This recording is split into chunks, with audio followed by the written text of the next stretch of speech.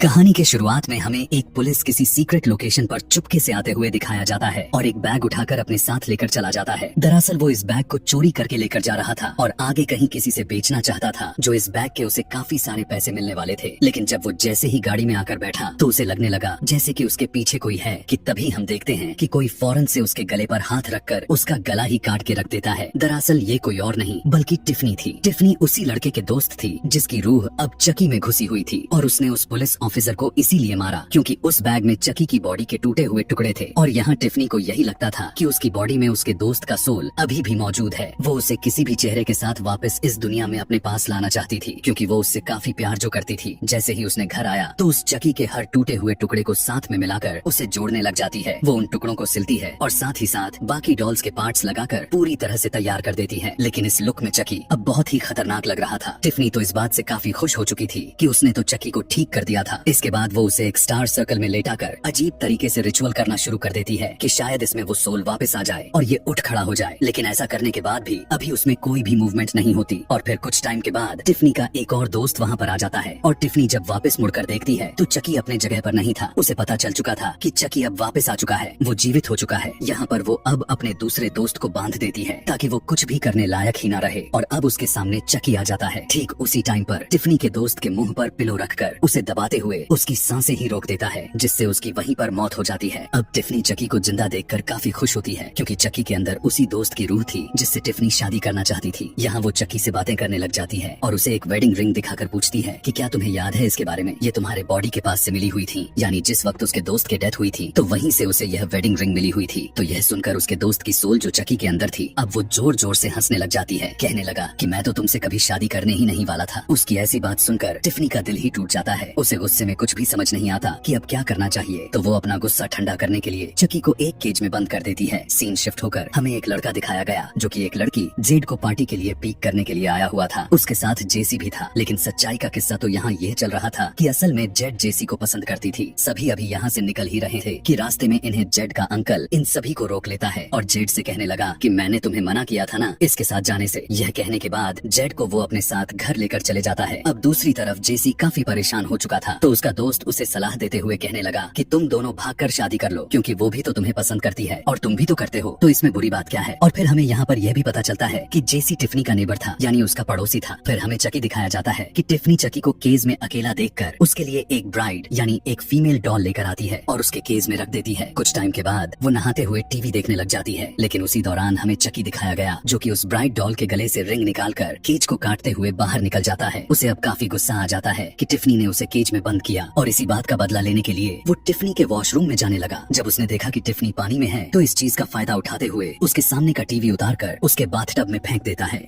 पानी में करंट लगने की वजह से टिफनी तड़प तड़प कर मर जाती है। चकी को इस बात का कोई अफसोस नहीं था और वो अपने साथ उस ब्राइड डॉल को भी लेकर आया था जिसमें पहले तो कोई सोल नहीं थी, लेकिन अब वो इसमें टिफनी का सोल डालना चाहता था। यहाँ अब वो टिफनी की डेड बॉडी के साथ अजीबो गरीब तरह से रिचुअल करने लग जाता है और टिफनी के सोल को उस ब्राइड डॉल में डाल देता है। जब उस डॉल वाली बॉडी को टिफनी फील करती है कि वो किसी डॉल में प्रवेश कर चुकी है तो उसे बहुत ही गुस्सा आता है और वो घबरा जाती है। तब यहाँ पर चकी उसे कहता है कि गुस्से से पहले तुम्हें मेरी बात सुन लेनी चाहिए थी, लेकिन अब जैसा मैं कहूँगा तुम्हें मेरी बात होगी और अगर तुम फिर भी चाहती हो कि हम दोनों की सोल किसी ह्यूमन बॉडी में दोबारा से पहले के जैसा चली जाए तो तुम्हें वही करना होगा जो मैं कहूँगा, जिसके लिए उन्हें उस लॉकेट को वापस लाना होगा जो कि मरते वक्त उस डेड बॉडी के गले में था जिसकी सोल अब चकी में थी। यानी टिफनी का दोस्त की बात चल रही है, लेकिन पता चला कि उसकी डेड बॉडी तो काफी दूर दफनाया गया था। अब ये लोग साइज में छोटे होने की वजह से सोचते हैं कि हम तो ड्राइव नहीं कर सकते, तो इन्हें कोई चाहिए था कि इनके लिए ड्राइव करे और इन दोनों को वहाँ पर छोड़ देता। यही सब सोचते हुए इन्हें एक आइडिया आया और फौरन से जेसी को कॉल करती है। वो उसे कहती है मेरे घर में 2 डॉल्स हैं जिन्हें तुम्हें उसे उस जगह पर छोड़कर आना है और इसके बदले में वो उसे हजारों डॉलर्स देने वाली है। अब इतना पैसा आखिर कौन नहीं लेना चाहेगा, इसीलिए अब जेसी उसकी काम करने के लिए तैयार हो जाता है और शाम को जेसी उसके घर में जाता है। टिफनी की ही वैन में उन दोनों को बैठा देता है। उसे तो बस यही लग रहा था कि ये दोनों डॉल्स हैं, यानी बेजान चीजें हैं, और फिर वो ड्राइव करके वहाँ से चला जाता है। रास्ते में वो जेड के पास जाता है और उससे कहने लगा कि मैं तुमसे शादी करना चाहता हूँ लेकिन तुम्हारी फैमिली नहीं मानती, तो क्यों ना हम भाग जाएं। वो उसे बहुत ही इंसिस्ट करने लगा तो जेड भी उसकी बात मान जाती है। है और अब जेड अपना सामान पैक करने के लिए घर के अंदर चली जाती है। जेड का अंकल भी यह सब कुछ पहले से ही देख चुका था और वो नहीं चाहता था कि जेसी उनकी निस को लेकर जाए। तब वो चुपके से जेसी के गाड़ी में ड्रग्स रख देता है ताकि रास्ते में पुलिस उसे पकड़ ले, लेकिन उसे यह बिल्कुल भी नहीं पता था कि चकी और टिफनी भी उसी कार में मौजूद थे और वो सब कुछ देख सकते थे। अब ये लोग थोड़ा आगे जैसे ही जाते हैं तो जेड के अंकल के प्लान के मुताबिक रास्ते में पुलिस ऑफिसर खड़ा हुआ था ताकि उनकी कार की तलाशी लेकर उस ड्रग्स को ढूंढ सके। ऐसा करने पर उसे वो ड्रग्स भी मिल जाती है जिसके जुर्म में अब वो दोनों को अरेस्ट कर लेता है। यह देखने के बाद अब चकी और टिफनी को काफी गुस्सा आ गया था कि ये तो बार बार हमारा सफर खराब करते ही जा रहे हैं। तब वो दोनों यहाँ पर फैसला करते हैं कि अब इसे भी रास्ते से हटाना पड़ेगा। जब वो पुलिस ऑफिसर भी जेड अंकल से कांटेक्ट करने की कोशिश कर रहा था तब इसी दौरान चुपके से चकी उसके कार में आग लगा देता है और उसकी कार काफी जोर से ब्लास्ट हो जाती है और वो बहुत ही दर्दनाक तरीके से मारा जाता है। फिर जेड और जेसी उस वैन को लेकर वहाँ से निकल जाते हैं। उन्हें अब ये सफर काफी अजीब लगने लग चुका था। दोनों को बिल्कुल भी समझ में नहीं आ रहा था कि उनके साथ आखिर चल क्या रहा है। यहाँ दोनों एक दूसरे को ब्लेम कर रहे थे कि यह सब तुम्हारी वजह से हुआ है। खैर फिर हमें दिखाया जाता है कि वो एक चर्च में जाते हैं और फाइनली शादी कर लेते हैं। वहाँ कार में टिफनी और चकी दोनों गाना सुन रहे थे। यहाँ टिफनी को भी वो दिन याद आने लग जाता है कि कैसे वो उससे शादी करना चाहती थी। अब जेड और जेसी एक होटल में रुकते हैं। थोड़ी ही देर के बाद वहाँ पर एक कपल उनके रूम में आकर जेसी का पर्स चुरा लेते हैं, लेकिन उसे ऐसा करते हुए टिफनी ने देख लिया था और जब वो दोनों अपने रूम में चले जाते हैं तो टिफनी वहाँ पर जाती है और ठीक उसके ऊपर छत पर लगा हुआ शीशा तोड़ देती है। उस शीशा का टुकड़ा उनके ऊपर इतनी जोर से गिरा कि जिससे उनकी वहीं पर मौत हो जाती है। यहाँ पर चकी भी था और देखता है कि टिफनी ने इन्हें काफी ब्रूटल तरीके से मारा तो वो उससे इम्प्रेस हो जाता है और यहाँ पर वो कहता है कि अब तुम मेरी वाइफ होने के लायक हो।